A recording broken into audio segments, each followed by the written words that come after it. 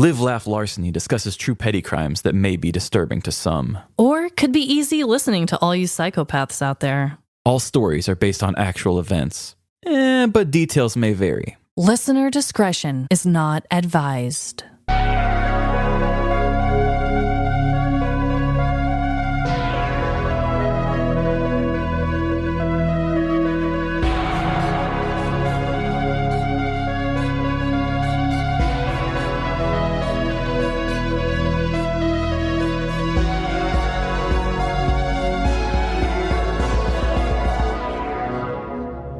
Live, Laugh, Larceny.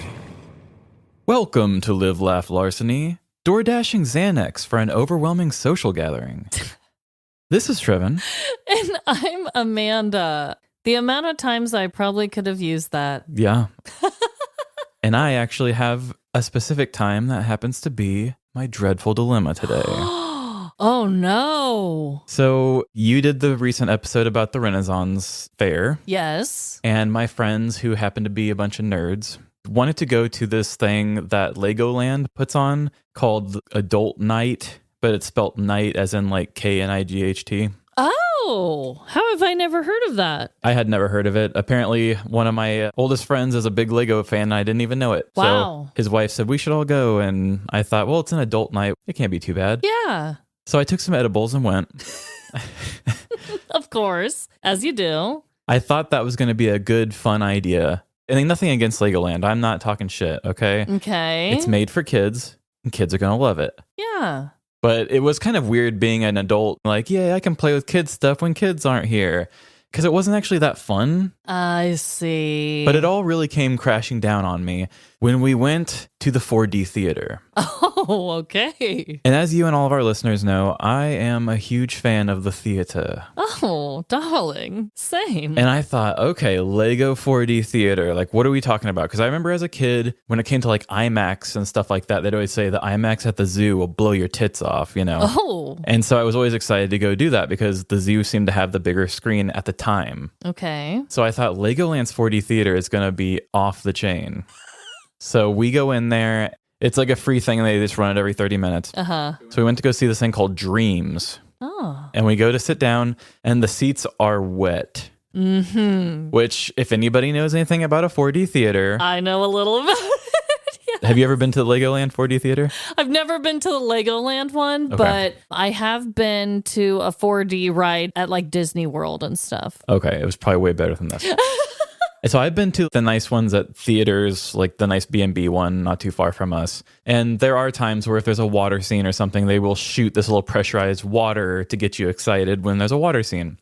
So I already came in getting ready to sit down. I'm like, oh, the seat's wet. Yep. Okay, I know what's going to happen here. But I thought at least it'd be like the kids' version of it. So it'd be like Slime Time Live or just like something silly and fun. Right. And a couple of our friends were like, why is the seats wet? And I'm like, you guys don't even realize what you're getting yourselves into. Yeah. Step right up to madness. So it's decorated like a movie theater. And it says, today's feature is going to be Lego Dreams. And don't be alarmed if heavy winds come by or simulated rain or snow or strobe lights, blah, blah, blah. Just be aware of that. And if you have a problem, don't be in here. Wow. And so this movie starts. This was the worst 4D theater experience. I thought it was going to be a cartoon that has like a story, but it literally looked like it was made for toddlers because most of it didn't have dialogue. It was just characters going like, hey, Jamie. And no one's like, what? Come play. Oh. And then after a little while, a bad guy shows up who's just shadowy. And all he does is look at him and go, oh. And then they all just start running. The whole thing goes on for 30 minutes of that. And eventually they turn into like birds and they fly. And then there's a multiverse storyline, which I don't know what the hell was going on. And everything's a Lego? Yes. Okay. Yeah, they're Lego things. The sound was mono. The sound design was terrible. It was. Of course, you would notice that. Well, I would think in a 4D theater, you'd at least have a sub rumble in your butt when something happens. Yeah, that's true. The strobe lights weren't even strobe lights. It was just these little lights that came up on the side of the theater, and then they just twisted a little bit. It was very much made to be exciting for kids. And then when a water thing would happen, like a bubble would pop on the screen that would just kind of shower a little bit on you. Okay. But the whole time the storyline was happening and I'm trying to follow it, I looked over at our friend Kat and I just said, I can't believe I'm going to get wet for this. I mean, true. We finished it and I will say I'm very proud of it. By the time it was over, I started the slow clap for it. No, you didn't. Except I think only our friends were the ones clapping and we were probably the assholes. Oh my God.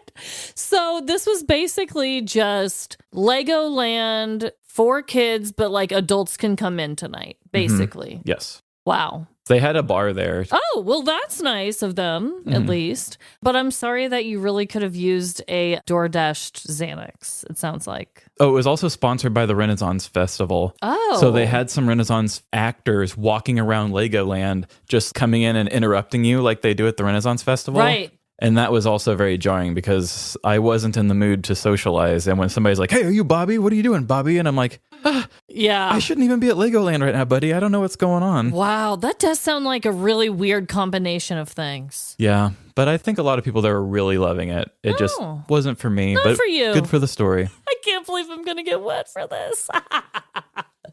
Well, I also have a dreadful dilemma. I think it's been a minute since I did a dilemma about my kids and like mommy problems. We got to Maybe get it you on a hasn't. mom podcast so bad. Talk about some mom stuff. I know. I really do need to. If you guys have any favorite mom podcasts, tell us what they are and I'll try to get on there. Yeah. But anywho, I think it's been a minute and we're long overdue. And trust me, the list could go on and on. I love my angels. I love my sweet baby girls, but they're full of dilemmas as well. Oh, they are. I mean, when I'm around them, I'm like on edge just seeing what they're going to knock over or destroy with love. It's always an adventure. Yeah. My latest dilemma, though, had to do with my youngest, Winnie. She is 2 right now, just to put this into perspective. And I've always known that I am my kids' personal trash can. You know, when they're done with a Capri Sun or a popsicle or whatever, I've been trying to really teach them, like, guys, there is a real, actual place for this, and it is not me, you know? Like, don't hand me your trash anymore. Yeah, be self-sufficient. Like, come on. And they're starting to figure it out. But the other day, I don't know what prompted this. I was sitting there. I think I was just talking to Jordan or Lila or whoever, but Winnie was there also eating one of her little Hostess snack cake things. Ooh. It was one of the fall ones. Like when I was growing up, we had zebra cakes. I don't know if those still exist, but The white. yeah. It was like that, but it had like fall sprinkles on top, and she was eating one of those. And next thing I know, I feel her pull my shirt out and shove her Hostess down my cleavage. Wow. You guys, I just about crumbled. I mean, obviously I told her no, but I was also laughing because that really took me by surprise. Wow. That's just no way to view a woman. Winnie. Those are knockers. That's not a dumpster. But yep, she just opened up the shirt and put it right in. Disrespect. I guess that's what I am to these kids, is their loving mother and their trash can. From your mother and trash can. So, Trevin, Feels. are we going to share some killer facts today? We have, or at least I have, a killer fact. And I'm very, very excited to share it with you. Okay. Because I, for the longest time, had a different one lined up. And I almost did it. And I was like, I don't know. Maybe I should just take one more sweep at it. And I'm so glad I did. Oh, good. Because I have a very interesting article from 2023. Oh. 6 scientists swallowed Lego heads to establish how long it takes to poop out. No, they did not. Oh, yeah. And it gets even sillier. Oh, God. Coming from an article from iflscience.com, 6 pediatric healthcare professionals took on the challenge in a study titled, Everything is Awesome, Don't Forget the Lego. The brave volunteers had to pass 3 exclusion criteria to participate: previous gastrointestinal surgery, inability to digest foreign objects, aversion to searching through fecal matter. Once they had their crack team of feces filters, the researchers established participants' normal bowel habits using stool hardness and transit score, also known as SHAT score. No way! This was then compared against their shat score after they'd ingested the Lego head, giving the pre-shat and post-shat data points for analysis. Come on. Lego head swallowed. The race was on. Participants were required to search through their fecal matter in the hopes that one day they'd find their little yellow head smiling up at them. The time that took became the found and retrieved time, or fart score. Oh.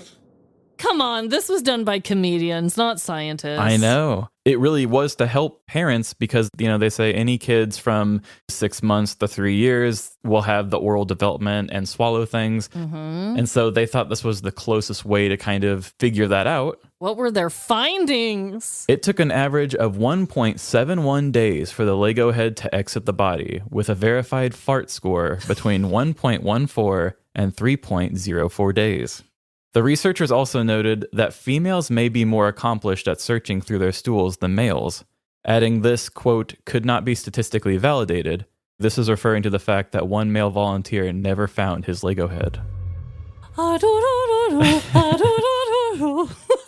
They also state that it is possible that the transit time in a child would be much shorter, but it does at least let people know that it does pass safely. And no buttholes were harmed in the making of this scientific experiment, I hope? No buttholes, but one head was MIA. That is so insane. If I was that guy, I'd be really afraid. Like, is this Lego head just going to live in me? He probably just got lazy. Honestly, they're like, listen, the females, they were really thorough in their feces digs. Mm-hmm. The males, however, couldn't even find their head.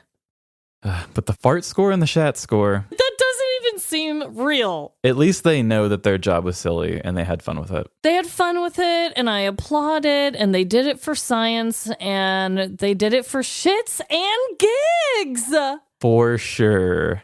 So I also have a killer fact. And Trevin, this one kind of has to do with you. Oh, fuck. And also mine has to do with scientists, but mine is not as punny as yours. I've been worried about you ever since you told me that you had your toe fungus. Oh, yes. I've been concerned as a friend. I love talking about it. Ask my wife. But I did see an article. It kind of ties in here, but I'm going to tell you all about dark fungi. Oh, no. Like the dark web, but for your toenails. Exactly. Watch out. So this comes from scientificamerican.com.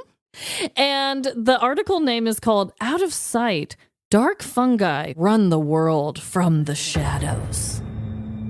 Oh, I love this. So that's really scary. I'll just read a tiny bit of it. It's a very long article. These slippery beings are so widespread, scientists are calling them dark fungi. It is a comparison to the equally elusive dark matter and dark energy that permeate the universe. They are found in land, water, and air, and are chock full of DNA fragments from fungi that mycologists can't link to any known organisms. So basically, this dark fungi is a big mystery to all the scientists out there, and they've been able to locate it in land, water, and air. So I'm just picturing the beginning of an Avengers movie, like this dark matter is dropping and everybody's going about their business not knowing. So what happens next? Since then, mycologists have realized that such phantoms are everywhere. Point to a patch of dirt, a body of water, even the air you're breathing, and odds are that it is teeming with mushrooms, molds, and yeasts that no one has ever even seen. In ocean trenches, Tibetan glaciers, and all habitats in between, researchers are routinely detecting DNA from obscure fungi. By sequencing the snippets, they can tell they're dealing with a new species, thousands of them, that are genetically distinct from any known to science. They just can't match the DNA to tangible organisms growing out in the world. So they're not doing anything crazy or destructive apparently yet, but there's these dark little fungi that are running the world. They're in everything and no one knows where they're coming from. Gosh. In everything? Usually, I'm not a fungus expert. Usually it has to be like, dark and whatever, shadowy to like let the fungus grow or like and a certain toe-naily. temperature. Yeah, and toenaily. But apparently this one, the dark fungi, is just in all different types of parts of us. We're just all made up of dark fungi, maybe. Wow, the human body is 70% dark fungi. I'm no scientist, but it sounds about right. Yeah, you heard it here, folks. And you want to know what else you can hear about? Is it more about my toenail? Oh, God, no. It's ads. And so they're playing with the Ouija board. I'm getting a little shaky. I haven't told this story in a long time. We do think there's something in that room. My blood ran cold. First I put it underneath the door, and then I opened the door because you know, like you can hear somebody walking right here on the floor, and there was nothing. She's like, if you get physical proof that this stuff is happening, I can't live here, and we can't afford to move. It's something dark. Welcome to Houston Strange. My name is Adam, and I will be your host. Since moving to Houston from Ireland a few years ago, I've stumbled upon countless fascinating stories, little nuggets of local folklore and tales of high strangeness that most Houstonians seem to know nothing about. With Houston Strange, my mission is to dig deeper into these hidden stories and uncover new stories from the people that make this city truly unique. Join me on October 17th for episode 1, wherever you find your podcasts. If you believe in this kind of stuff. And we are back. Hello. Like I always say, I missed telling a story last week.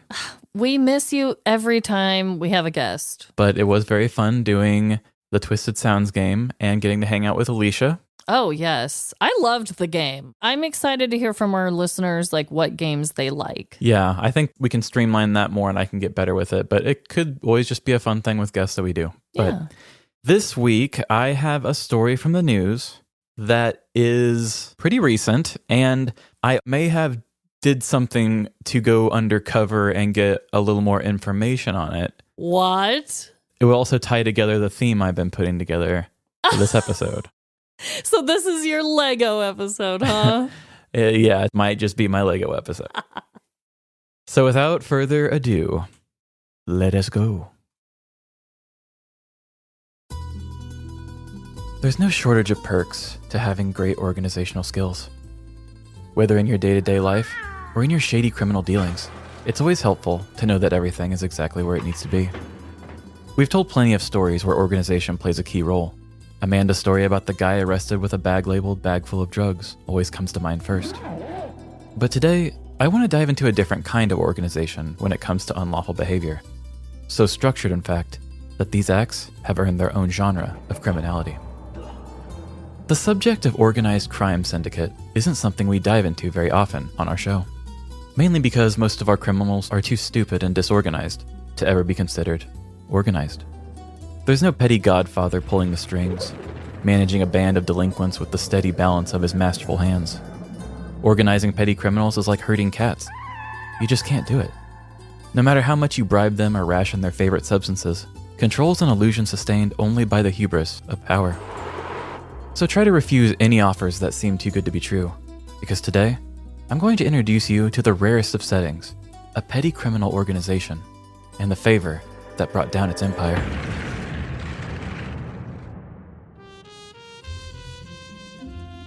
Red, yellow, white, green.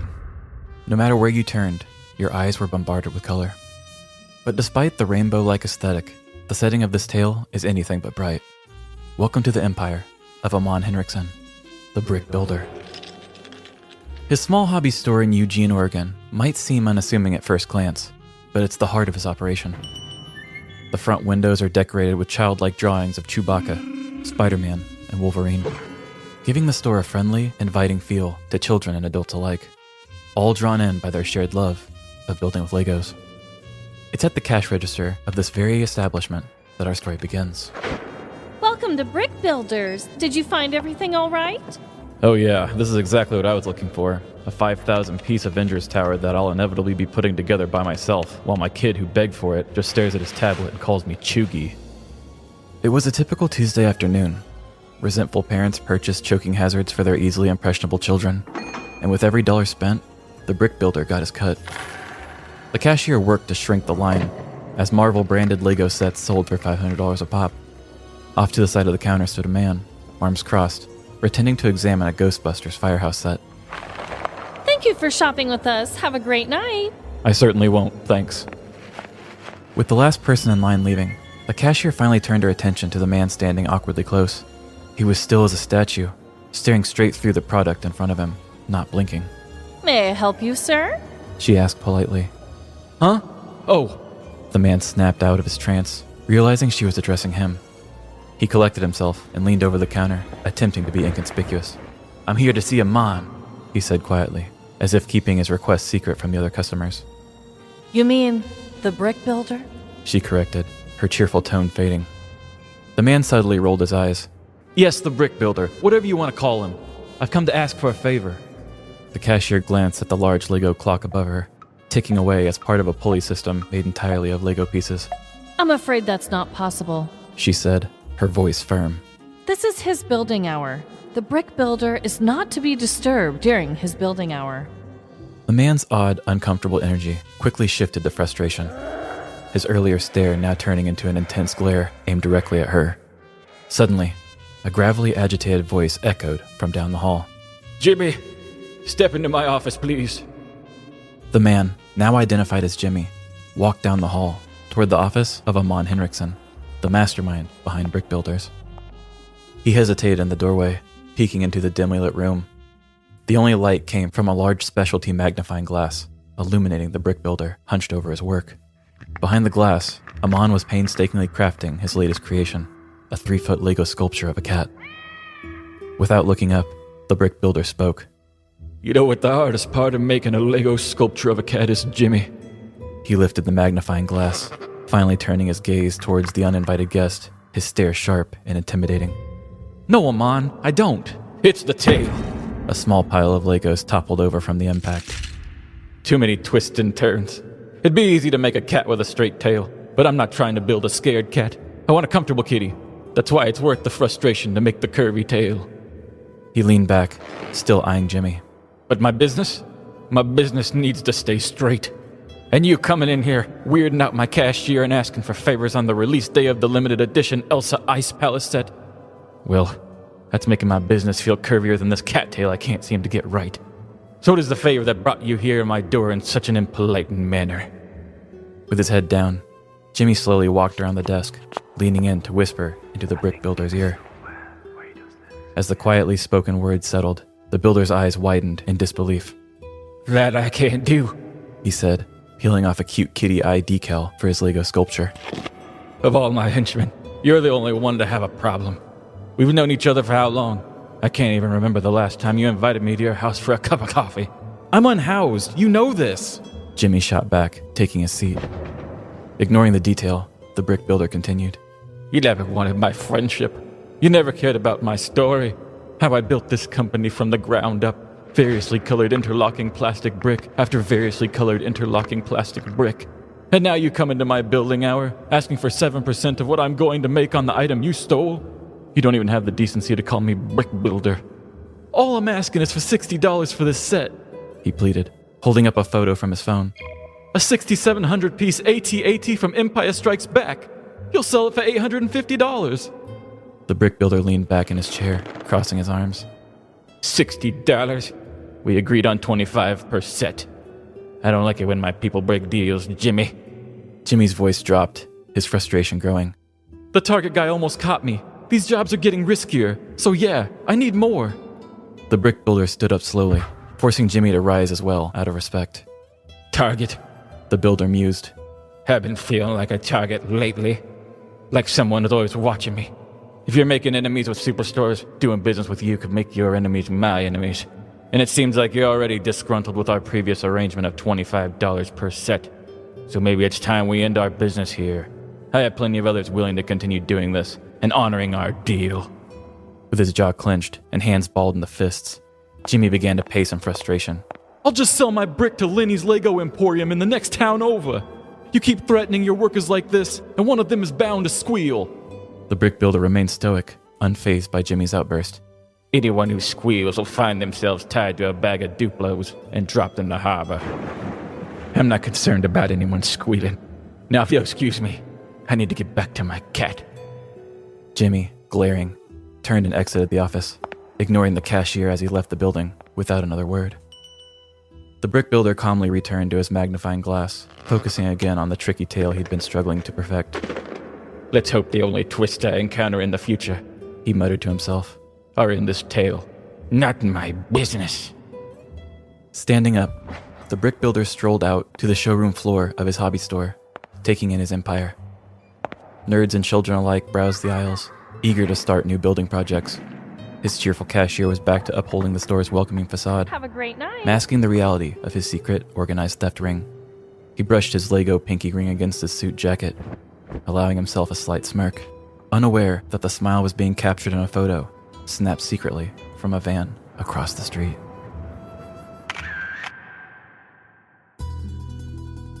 On July 3rd, 2024, Brick Builders, a Lego store in Eugene, Oregon, was raided following a lengthy investigation by the Springfield Police Department's Crime Reduction Unit.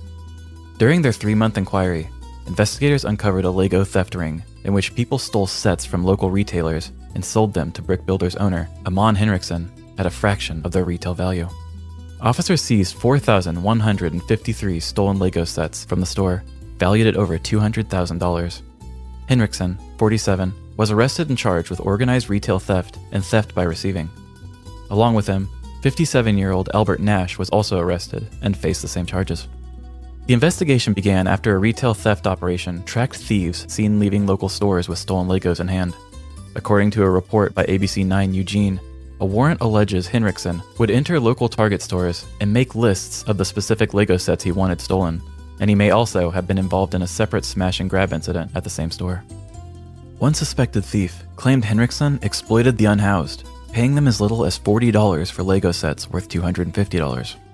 A few weeks before the raid, Brick Builders reportedly stopped purchasing stolen sets after becoming suspicious they were under surveillance. As the trials and investigations are still ongoing, no sentences or punishments have been determined. When it comes to leveling up your criminal game, being organized is key. The more orderly your operation, the better your chances of graduating to the upper echelon of criminals with your own version of organized crime. But whether your empire is built on legal ventures or illegal schemes, a true boss move is paying your support system an honest wage. Fair compensation can be the difference between a disgruntled, easily trackable thief and a loyal henchman who operates in the shadows. After all, you might be able to tell someone it's not personal, it's strictly business, but powerful words alone can't buy loyalty. So if you ever find yourself staring down a future in organized toy theft, take some advice from the pros. Leave the Lego, but take the cannoli.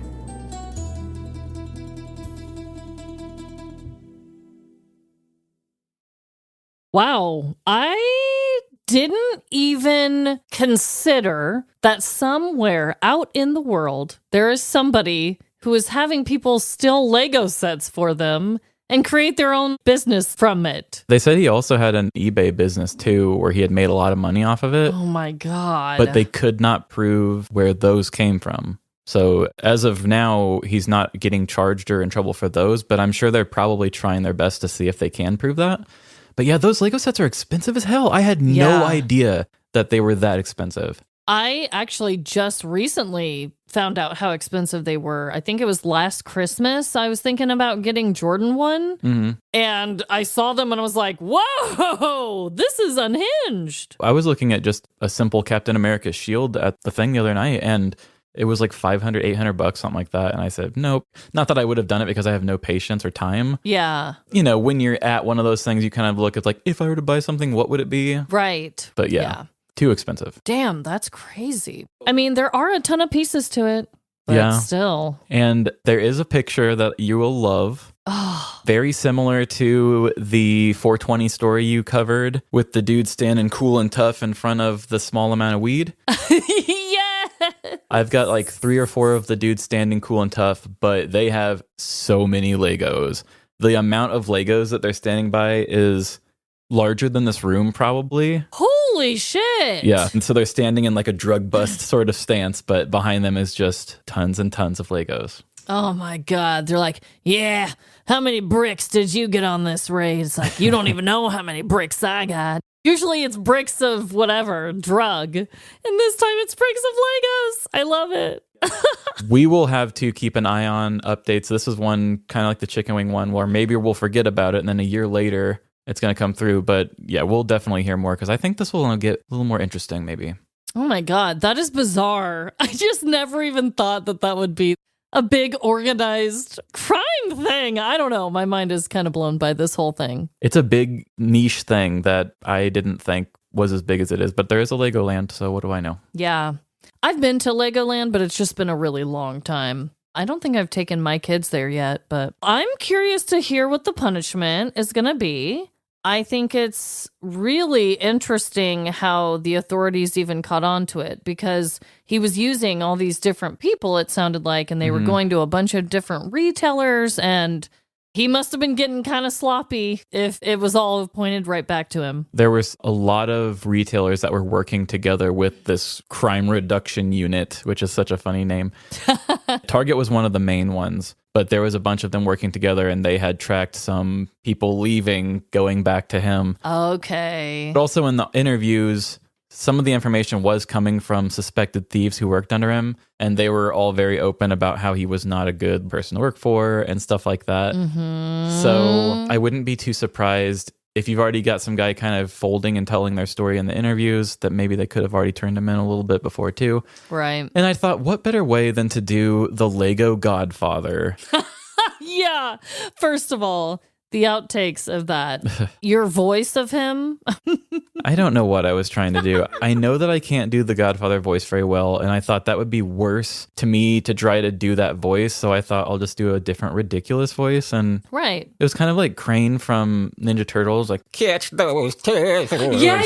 He had something going on with his bottom lip. Yeah, very quivery. Character. Yeah. But yeah, I thought usually when these scenes, since, I don't know, for like the last year, I feel like anytime I'm doing an exchange between two characters, it's usually I make you one of them. Right. But I was just really feeling the Godfather vibe. Yes. The whole time I wrote the story, I was listening to old Italian music. Oh, nice. And I was like, this is my time to stretch my chops. This was my Nutty Professor. I had to play both characters in the conversation. You did really, really good. And you even interrupted yourself. So yeah, that takes the skill of a true actor. I am this generation's Marlon Brando. You really, really are.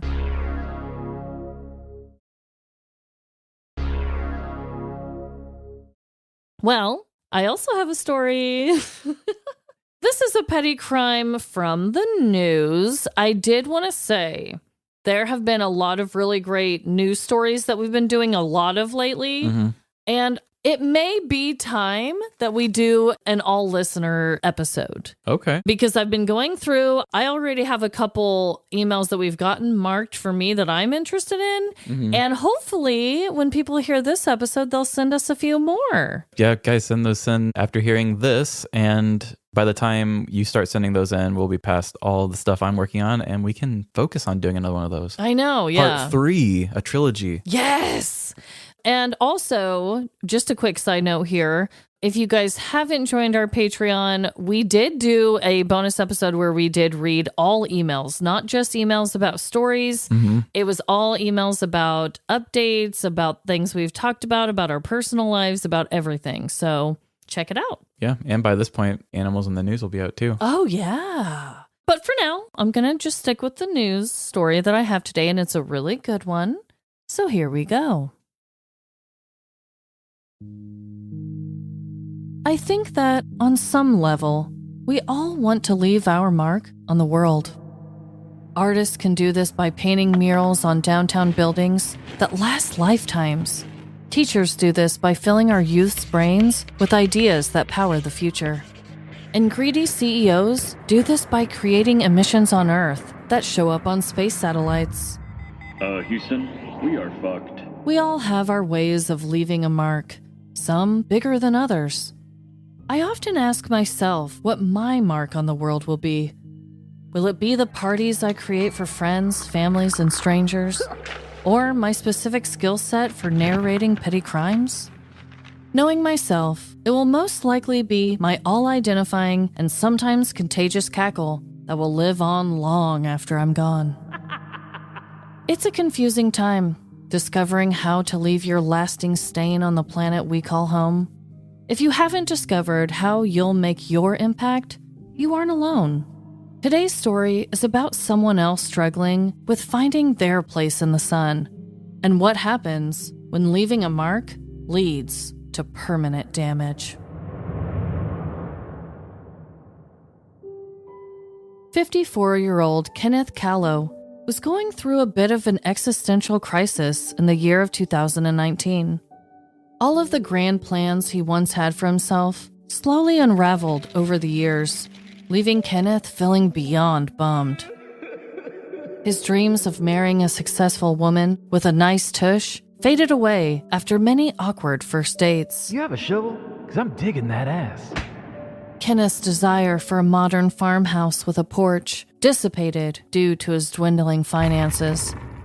And his ultimate goal of writing a best-selling memoir was unlikely at best, on account of his shamefully mundane life. I got up from a full night's rest to binge watch Garfield and Friends. It's gonna be a big day. Instead of everything he planned, Kenneth currently found himself staying in his mother's small home in Port Charlotte, Florida. His days were filled with lots of daytime television, running errands for his elderly mom, and half-heartedly looking for jobs online. The only time Kenneth found solace in his disappointing days was during his walks into town for his mother's shopping.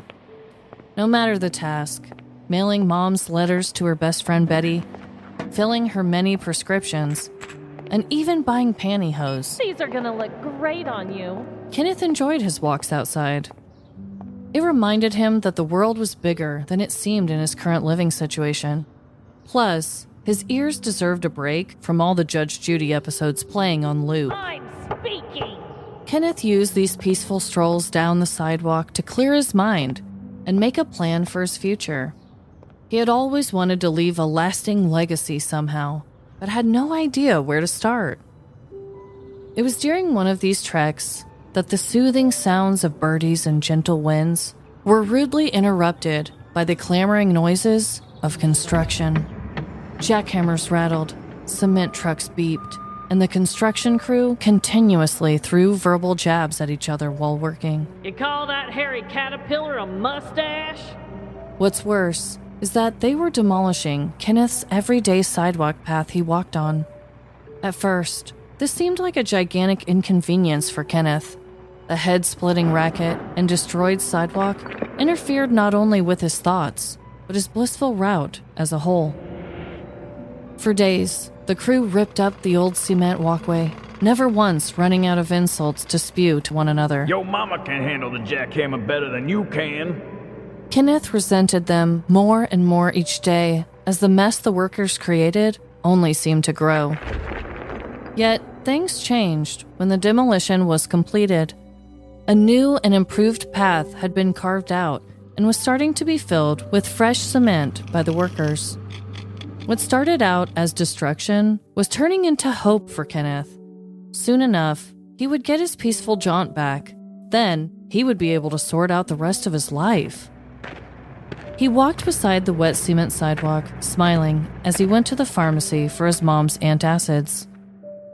On his return home, he noticed that all of the rowdy workers had gone home for the evening. Kenneth admired the golden hour sunlight that beamed down into the drying walkway, when suddenly, an inner revelation struck him right in his heart. What if his destiny was right below his feet this entire time? Kenneth looked all around him, seeing no one else in sight but himself and his precious path. He knelt down close to the cold earth, knowing in his soul that this perfect timing was a sign. He pointed his index finger down toward the wet mixture and carefully carved his initials, KC, into it. Kenneth beamed as he walked inside his mother's house, prompting her to ask, "Why so happy? Were my antacids on sale?" But her son ignored her questioning and turned to look at her straight in the eye. Mom, I finally found my way to leave my mark on the world. Also, here are your Tums, he said, handing her a bottle of chalky tablets. The next morning, Kenneth excitedly ran to his new sidewalk to see his permanent place on it. Only, he was stopped dead in his tracks when he saw the construction crew surrounding his cement block. "Yeah, some idiot carved their initials into the concrete last night, so now we gotta redo this section." We better be getting paid overtime for this shit. Kenneth watched in utter shock as the crew got their jackhammer back out and removed what was supposed to be his permanent mark on society. He gritted his teeth and popped his knuckles, knowing that this meant war. Kenneth would stop at nothing to ensure his initials remained set in stone. For months, from winter 2018 to spring of 2019, a sidewalk in Port Charlotte, Florida, was continuously being vandalized. According to the Charlotte County Sheriff's Office, construction crews on the 3000 block of Harbor Boulevard laid concrete 3 separate times, only to arrive the following mornings to find variations of the initials KC carved into the cement.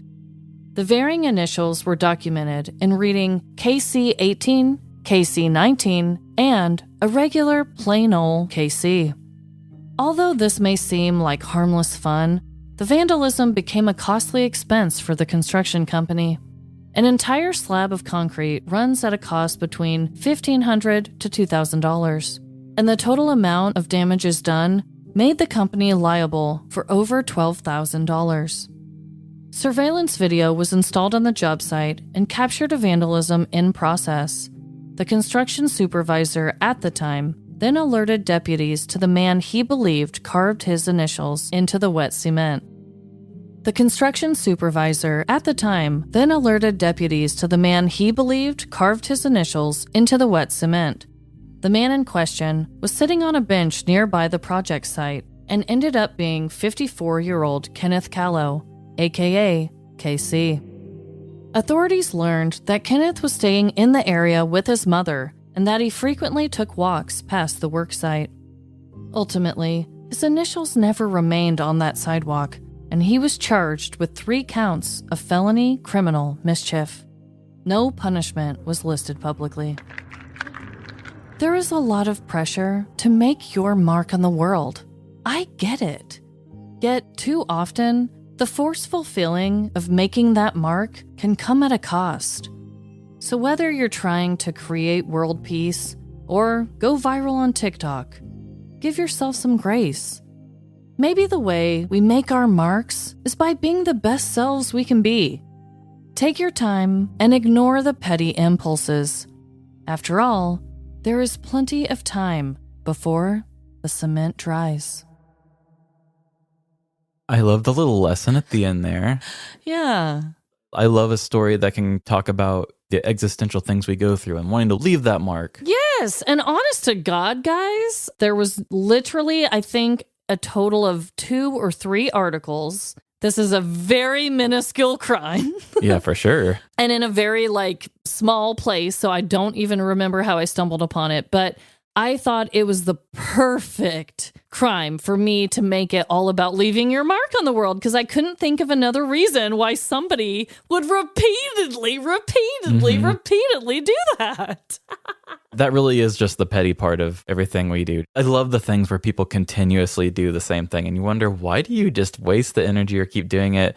I also learned how expensive it was to do that. I didn't realize it was that costly. I know. It is. It's one thing to put your handprint in something or put your initials on your own driveway or your own whatever.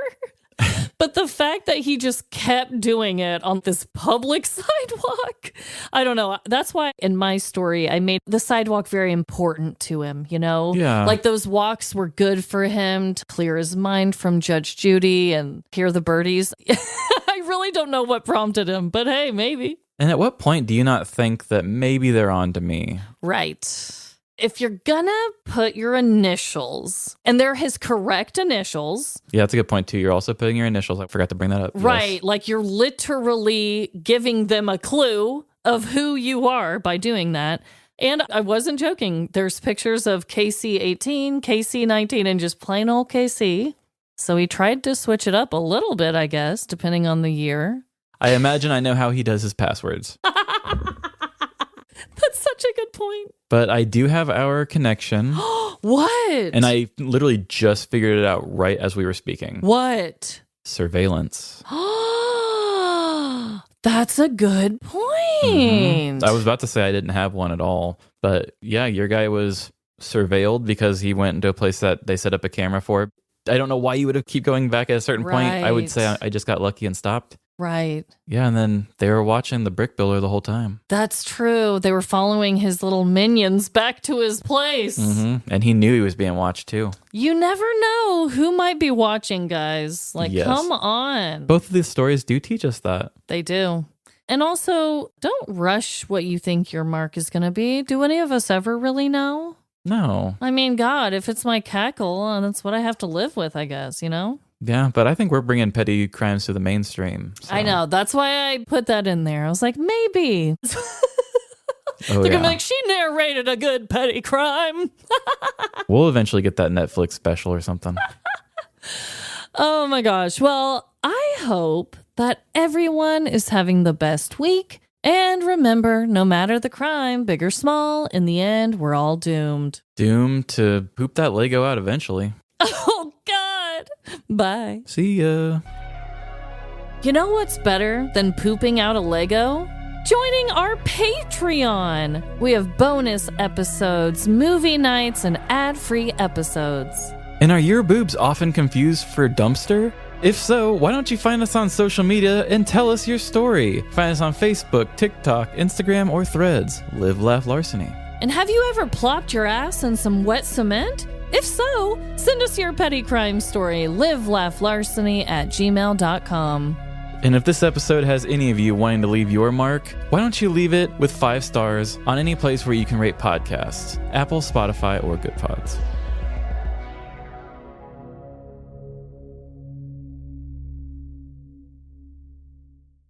Anyone who squeals will find themselves tied to a bag of Duplos and dropped in the harbor.